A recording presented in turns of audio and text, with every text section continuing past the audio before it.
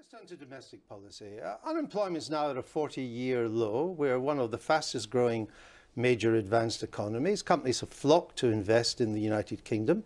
But you're now promising a massive spending binge. It's to be funded by more borrowing and huge tax rises on the very businesses and people that have helped to create over 2 million extra jobs. Don't you risk our economic recovery? 95% of the population will pay no more tax under Labour, no more national insurance and no higher VAT.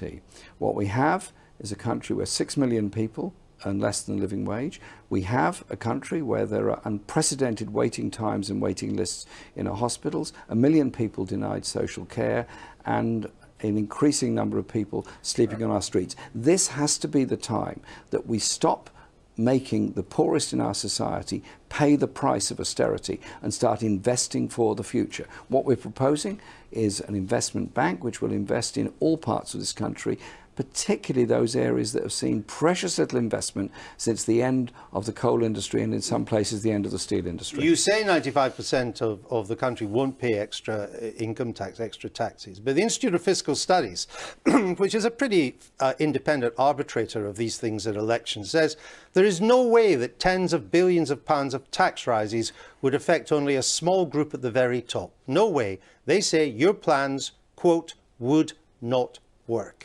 No, they haven't said in terms they will not work. What they've said they would not work, Mr. Corbyn. They have looked at our programme. They have been through the funding of it, and I'm pleased they have. And they've done the same, by the way, with the Conservatives.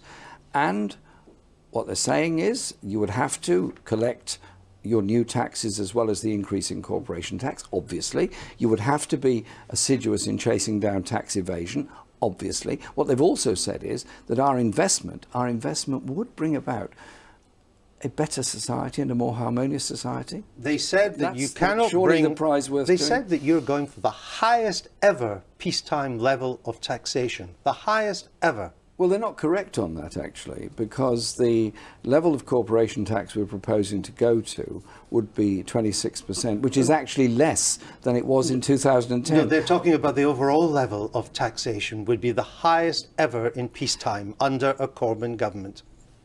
I dispute that figure, actually, but OK, we'll have that debate with the IFS. But I say to you, this election is about a choice. And the choice is this. Do we continue underfunding health, expect head teachers to collect from the parents to pay the teachers?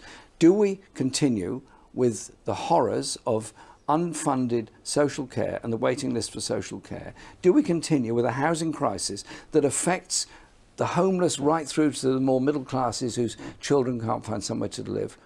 Or do we invest for the future? Indeed. Our offer is we will invest for the future, invest in the future of our children. And part of the investing in the future, you plan to borrow a lot to do that. How much will you borrow? What we will do is for the public ownership elements, there'll be an exchange for bonds for shares in it. But what's a bond? A government bond. It's a debt instrument. It's borrowing. It's a bond is a government bond which would be serviced by the income from that service. But in addition, we would have control of it. But you would still have to borrow.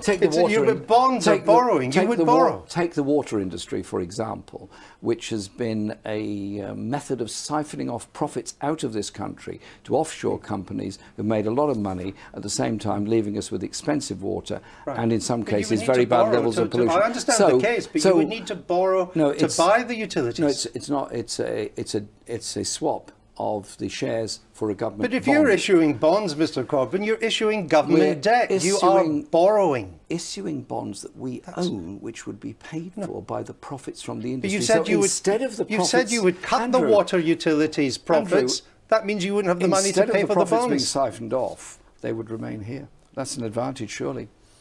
National debt's already an incredible 1.7 trillion.